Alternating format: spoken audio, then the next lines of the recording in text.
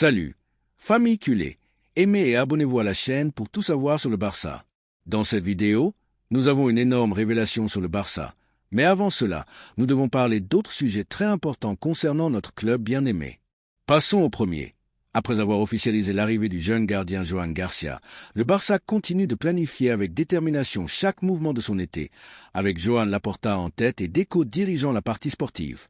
Le club ne se concentre pas seulement sur des recrutements médiatiques ou des promesses émergentes, mais cherche également à renforcer des positions clés qui pourraient être insuffisantes en cas de contretemps au cours de la saison. Et l'une d'elles est sans aucun doute le poste d'arrière gauche. Dans ce sens, un nom a commencé à prendre de l'importance dans les bureaux du Barça. Alejandro Grimaldo, l'arrière du Bayer Leverkusen, qui est sorti de la Masia et brille maintenant dans l'élite européenne, est observé avec beaucoup d'intérêt par Deco ainsi que par Flick. Ce qui n'était il y a quelques semaines qu'un intérêt diffus se transforme maintenant en une option de plus en plus réelle. Alejandro Balde a démontré avoir le niveau pour être titulaire indiscutable. Sa progression ces dernières années a été fulgurante, gagnant en reconnaissance même dans l'équipe nationale espagnole. Cependant, sa jeunesse et son historique récent de blessures ont suscité certaines inquiétudes au sein du staff technique. Gérard Martin, de son côté, a répondu présent chaque fois qu'on a fait appel à lui, mais lors des matchs les plus exigeants, comme les rencontres européennes ou les classiques, il est devenu clair que l'équipe a besoin d'une option plus fiable, quelqu'un avec plus d'expérience internationale, un tempérament compétitif et une compréhension plus profonde des scénarios complexes. C'est ici que le profil de Grimaldo s'inscrit, un joueur aguerri dans les compétitions de haut niveau, offensif, précis, avec une lecture tactique et un pied gauche privilégié. Joan Laporta, en dialogue constant avec Flick, a commencé à sérieusement envisager le recrutement de l'arrière gauche. Le nouvel entraîneur allemand a donné son accord pour le possible retour du footballeur valencien, qui connaît parfaitement l'identité et le style de l'équipe catalane. Flick considère que le fait d'avoir deux profils aussi différents que ceux de Balde et Grimaldo donnerait de la versatilité au système. L'un avec plus de vitesse, de verticalité et de puissance, l'autre avec plus de pose, d'intelligence positionnelle et de clarté dans la dernière passe. Les deux peuvent coexister dans une équipe qui aspire à retrouver son hégémonie tant en Espagne qu'en Europe. La saison que Grimaldo vient de signer avec le Bayer Leverkusen est une carte de visite impressionnante. Pas moins de 40 matchs, 4 buts et 13 passes décisives dans une équipe qui a brisé tous les schémas en Bundesliga, se proclamant champion invaincu et défiant l'hégémonie du Bayern Munich. Sous les ordres de Xavi Alonso, l'arrière a atteint son plus haut niveau de performance, se consolidant également dans l'équipe nationale espagnole. Sa capacité à se joindre à l'attaque, ses centres mesurés, sa frappe de balle et sa maturité tactique en font un profil extrêmement convoité. À son âge, il vit le moment parfait pour relever le défi de rentrer à la maison et de triompher enfin avec le maillot bleu et grenat. L'un des aspects qui séduit le plus la direction sportive est le coût de l'opération. Malgré son contrat avec le Leverkusen jusqu'en 2027, sa clause de résiliation est d'environ 15 à 18 millions d'euros, une somme tout à fait abordable pour le Barça actuel, surtout si on la compare à d'autres recrutements du marché pour des positions similaires. En termes de performance, d'expérience, de connaissance du club et de coût, Grimaldo représente une opportunité en or. De plus, l'arrière a déjà clairement indiqué dans différentes interviews qu'il ressent un lien spécial avec le club qu'il a formé. Il n'a jamais caché que son départ avait été douloureux, que son objectif avait toujours été de triompher dans l'équipe première et que, si l'occasion de revenir se présentait, il le ferait avec enthousiasme et esprit compétitif. Ce type de profil, celui du footballeur avec l'ADN du Barça qui arrive en pleine maturité footballistique, est celui que Laporta veut récupérer pour redonner à l'équipe son essence sans renoncer à la performance immédiate. Comme si cela ne suffisait pas, le Real Madrid a également montré de l'intérêt pour ce service. Le club blanc, conscient du déséquilibre que peut générer un arrière-gauche offensif et fiable, a sondé son entourage ces dernières semaines. Cependant, au sein du Barça, on respire la tranquillité. La conviction est claire. S'il s'agit de choisir entre revenir à la maison ou porter le blanc, Grimaldo choisira l'écusson qu'il a vu grandir. Deco s'est déjà déplacé rapidement pour éviter toute surprise, établissant les premiers contacts formels avec son agent et informant Flick des progrès. L'entraîneur, qui apprécie beaucoup l'adaptabilité tactique de l'arrière, a donné son feu vert à l'opération. Ce possible retour ne renforcerait pas seulement l'équipe sur le plan sportif, mais serait également un clin d'œil à la Cantra et aux valeurs du club. Récupérer un joueur de la Masia qui triomphe en Europe est un message puissant. Le talent formé à la maison peut revenir plus fort, plus sage, plus compétitif. Les supporters culés, qui se sont toujours identifiés à ces footballeurs qui ont grandi dans le club, verraient également ce recrutement d'un bon œil. Grimaldo n'est pas seulement un joueur efficace, C'est une histoire de retour, une opportunité de boucler un cycle qui n'aurait jamais dû rester inachevé. Et que pensent les supporters? Sur les réseaux sociaux et dans les débats sportifs, on perçoit déjà un murmure croissant. De nombreux membres et supporters se souviennent de l'arrière-gauche avec affection et enthousiasme et verraient d'un bon œil son retour au Camp Nou. Grimaldo est prêt, disent certains. Maintenant il pourrait triompher ici, assurent d'autres. La vérité est que peu de fois une option aussi alignée avec l'identité et les besoins du club se présente. En Flick, de son côté, continue d'analyser toutes les variantes possibles pour la nouvelle saison avec le soutien de Laporta et le travail infatigable de Deco. L'entraîneur allemand cherche une équipe polyvalente et équilibrée, capable de rivaliser sur tous les fronts sans dépendre uniquement d'une colonne vertébrale.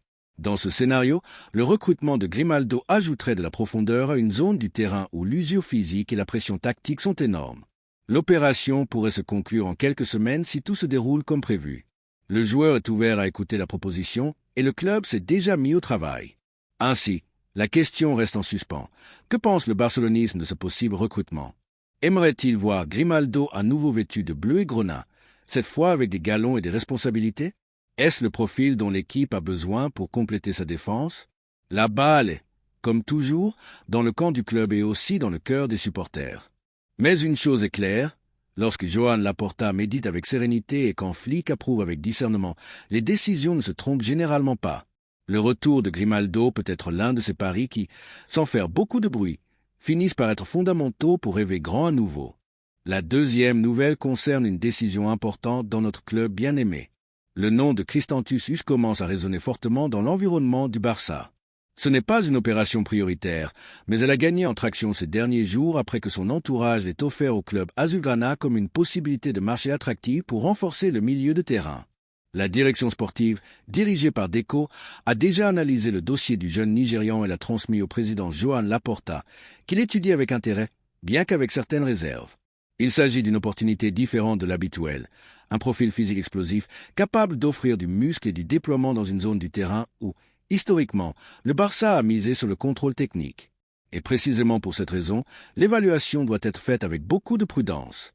Christantus Usch, né en 2002, a vécu une saison brillante à Retafe sous les ordres de José Bordala. Il a atteint un niveau de maturité inattendu, devenant l'un des milieux de terrain révélation de la Ligue. Son évolution a été si remarquable qu'elle a non seulement suscité l'intérêt de plusieurs clubs de la Premier League, mais qu'elle entre maintenant dans l'orbite d'un club comme le Barça, dont l'exigence et le modèle footballistique demandent une analyse approfondie avant chaque incorporation.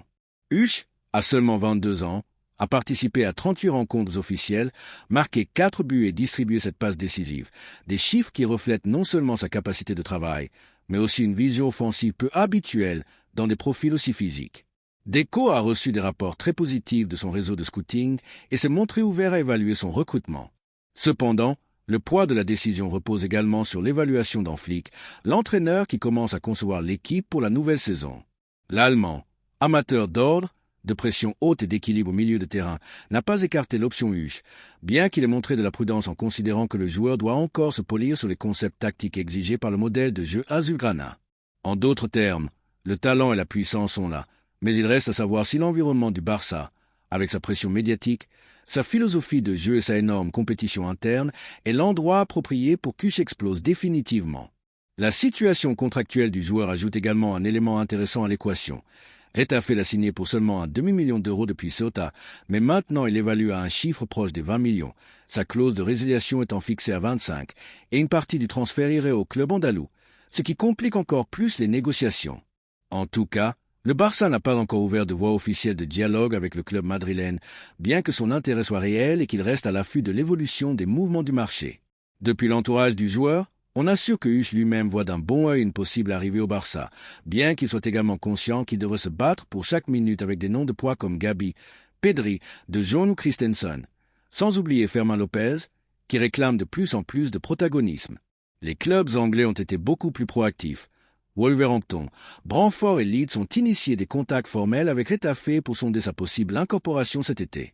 Le football anglais, plus physique et direct, semble taillé sur mesure pour un joueur comme Usch, étant Leeds que Brentford le considère comme un pari pour le présent et le futur. Cependant, depuis son entourage, on a voulu prioriser l'option Barça. conscient que, bien que ce ne soit pas la voie la plus facile ni la plus immédiate, elle représente un saut de prestige énorme et une opportunité pour se développer dans un environnement qui peut le propulser vers l'élite. Mais la grande question que se pose le barcelonisme est, vaut-il la peine de recruter Huche? Le débat est ouvert. D'un côté, il s'agit d'un joueur différent du prototype habituel du milieu de terrain azulgrana, physique, rapide, infatigable, capable de parcourir de grandes distances avec puissance et d'apporter une présence dans les deux surfaces. Ce n'est pas un joueur technique au sens traditionnel, mais un élément qui pourrait compléter les profils plus techniques et donner à l'équipe des variantes lorsque les matchs deviennent difficiles. D'un autre côté, il y a le risque d'amener un footballeur qui, bien qu'il brille à Rétafé, n'a pas encore été testé dans un contexte de haute exigence comme celui du Camp Nou. Flick n'a pas fermé la porte. En fait, l'entraîneur allemand a demandé du temps pour continuer à évaluer des vidéos, des rapports et des données physiques du joueur avant de rendre un jugement définitif. Le technicien a déjà démontré lors de son passage en Allemagne qu'il sait comment tirer profit des milieux de terrain physiques sans renoncer à l'identité de l'équipe. Le cas de Joshua Kimmich, qui a commencé comme un latéral reconverti et a fini par dominer le milieu de terrain du Bayern, est un exemple qui n'est pas passé inaperçu pour Flick. Cependant, il est également conscient que le saut d'Huche au Barça nécessiterait un processus d'adaptation qui n'est pas toujours simple. En parallèle, Joan Laporta écoute attentivement les arguments de son équipe technique. Il sait que recruter Huche serait un pari qui générerait des opinions divisées parmi les supporters. Ce n'est pas un recrutement médiatique. Ce n'est pas un nom qui fait les gros titres, mais il pourrait devenir une pièce utile dans le puzzle. Laporta, qui a toujours fait confiance à la capacité de sa contrat à fournir des talents à l'équipe première, est également conscient qu'il a besoin d'incorporer des renforts qui offrent des variantes et des solutions différentes des traditionnelles. Est-ce que ce joueur est la réponse? Ce n'est pas encore clair. Depuis le club, il n'écarte pas la possibilité de faire une offre s'ils parviennent d'abord à concrétiser certains départs. Il ne s'agit pas d'accumuler des joueurs pour accumuler, mais de choisir des profils qui apportent vraiment quelque chose de différent. Que pensent les supporters de ce possible recrutement? Christantus est-il le type de joueur dont le Barça a besoin? Faut-il parier sur un profil physique qui rompt avec la tradition technique du milieu de terrain? Ou au contraire, court-on le risque de perdre l'essence du jeu azulgrana si on donne accès à des footballeurs d'un autre profil? Les réseaux sociaux sont déjà en ébullition avec des opinions divergentes, allant de ceux qui le voient comme une pièce avec beaucoup de potentiel à ceux qui pensent que c'est un mouvement inutile qui ne ferait qu'entraver le développement des jeunes talents de la Masia. Pendant ce temps, Christantus continue de s'entraîner normalement à Rétafé, ignorant l'agitation qui commence à se générer autour de son nom. Il sait que l'été sera long, qu'il y aura des offres, des appels et des négociations, mais dans sa tête, il n'y a qu'une idée. Si le Barça le veut, il est prêt à tout donner, non seulement pour grandir en tant que footballeur, mais aussi pour porter un maillot qu'il voyait depuis son enfance comme un rêve lointain.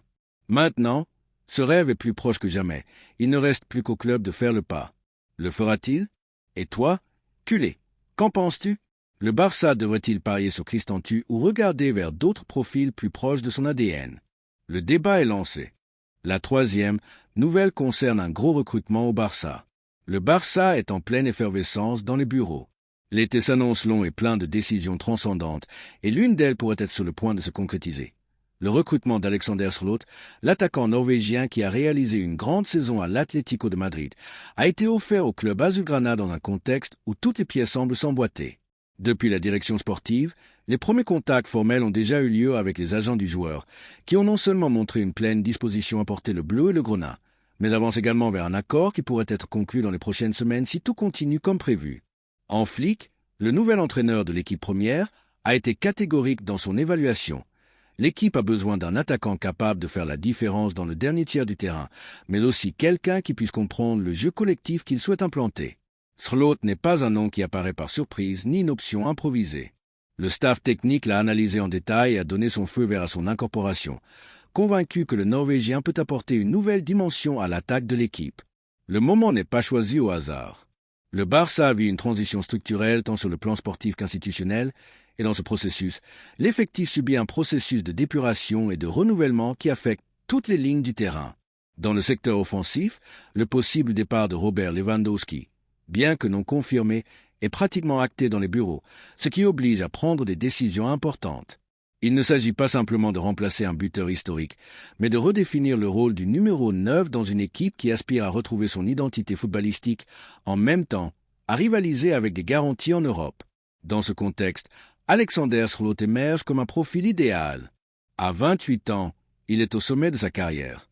Physiquement, c'est un attaquant imposant, avec une foulée puissante, une grande capacité à jouer dos au but, une présence aérienne remarquable et un sens du but de plus en plus affiné. Mais ce n'est pas seulement un finisseur. Il se distingue également par sa lecture du jeu, sa mobilité sans ballon et son engagement défensif. Il n'est pas surprenant que Simeone ait tenté de le retenir à tout prix. L'entraîneur argentin apprécie énormément les attaquants qui travaillent dans les deux phases du jeu, et Schelotto a été l'un des noms les plus utilisés par l'Atlético lors d'une saison pleine de hauts et de bas. Cependant, le joueur a pris sa décision. Il veut changer d'air, non par manque de minutes ou par mécontentement, mais parce qu'il sent que le moment est venu de faire un pas de plus. L'attrait du Barça, même en période de transition, reste incontestable. Pour un joueur comme lui, qui a évolué dans des clubs de Norvège, des Pays-Bas, de Turquie, d'Allemagne et d'Espagne, porter le maillot bleu et grenat représente à la fois un aboutissement et un nouveau départ. Il le sait, ses agents le savent, et le club aussi. Joan Laporta et Deco ont pris note. Le président et le directeur sportif, conscients que cet été sera décisif en termes de planification, travaillent discrètement mais fermement pour conclure des opérations stratégiques. Schelotto ne serait pas un recrutement galactique sur le plan médiatique, mais bien sur le plan fonctionnel, et c'est justement ce dont l'équipe a besoin. Moins de projecteurs et plus de solutions réelles. Flick a été clair. Il veut des joueurs accomplis, avec de l'expérience, un profil physique et mental pour résister à la pression, et l'humilité nécessaire pour s'adapter à un nouveau projet. Les chiffres, pour l'instant, sont abordés avec prudence. L'Atlético ne rendra pas la tâche facile, mais c'est qu'il ne peut pas retenir un footballeur qui a déjà manifesté son désir de changer d'air. De plus, le club rojiblanco ne possède pas 100% de ses droits, ce qui fait qu'une bonne offre pourrait convaincre toutes les parties. Le Barça, avec sa situation économique délicate, ne peut pas se permettre de dépenses excessives, mais bien des recrutements intelligents. Schelotto entre dans cette catégorie. Un attaquant qui peut arriver pour un prix raisonnable et avec des conditions contractuelles acceptables, sans que cela ne compromette la viabilité du projet à moyen terme. Il n'est pas non plus négligeable que le joueur voit l'opération d'un bon œil. Bien que son nom ait été évoqué dans d'autres ligues, notamment en Premier League, le Norvégien a très clair dans son esprit que son désir est de continuer en Espagne. Il se sent à l'aise dans la Ligue, a démontré qu'il peut rivaliser au plus haut niveau et apprécie la possibilité de s'intégrer dans une équipe avec des aspirations et une proposition de jeu offensive. Lors de conversations privées, il a laissé entrevoir son admiration pour le style de jeu du Barça et pour ce que représente le club dans l'histoire du football européen. Les statistiques jouent en sa faveur. Cette dernière saison, il a dépassé les 15 buts en compétition officielle, beaucoup d'entre eux décisifs, et a ajouté des passes décisives, des récupérations et des kilomètres parcourus qui en font un attaquant complet. Mais au-delà des chiffres, ce qui se distingue vraiment, c'est sa capacité à apparaître dans les moments clés, son implication dans le jeu collectif et sa mentalité gagnante. Flick cherche précisément cela, des joueurs capables de ramer dans la même direction, d'accepter des rôles, de rivaliser pour le bien du groupe. Bien sûr, les supporters azulgrana ont aussi leur mot à dire. Que pensent les culés de ce possible recrutement? Voit-il en Schelotto un remplaçant idéal pour l'attaquant sortant? Pense-t-il qu'il peut mener l'attaque de l'équipe dans un nouveau cycle de reconstruction? Les opinions sont diverses, comme cela arrive toujours dans un club avec tant d'histoire et d'exigences. Certains apprécient son profil physique et son efficacité devant le but, tandis que d'autres se demandent s'il est suffisant pour assumer la responsabilité de porter le poids offensif dans une institution de cette envergure. Et il est naturel qu'il y ait des doutes. Schelotto n'est pas un no marketing. Il ne vend pas de maillots comme les grandes figures médiatiques. Mais c'est peut-être justement ce dont on a besoin en ce moment. Un footballeur qui vient pour travailler, pour ajouter, pour rivaliser sans exigences externes ni besoin de protagonisme démesuré. Le Norvégien ne vient pas promettre l'impossible, mais offrir des garanties dans un football de plus en plus exigeant. Avoir un avant-centre de son profil peut faire la différence entre aspirer et vraiment rivaliser. L'été commence à peine, mais dans les bureaux du club azulgrana, on respire déjà l'ambiance des grandes décisions. Alexander Schelotto est dans l'orbite et les sensations sont positives. Si tout continue sur sa lancée, nous pourrions être face à l'un des premiers mouvements stratégiques d'une nouvelle étape, une étape où le talent et l'intelligence sportive doivent marcher main dans la main. Le Norvégien sera-t-il le premier pas dans cette direction? Est-il l'attaquant dont l'équipe a besoin pour revenir au sommet? Donne-nous ton opinion dans les commentaires.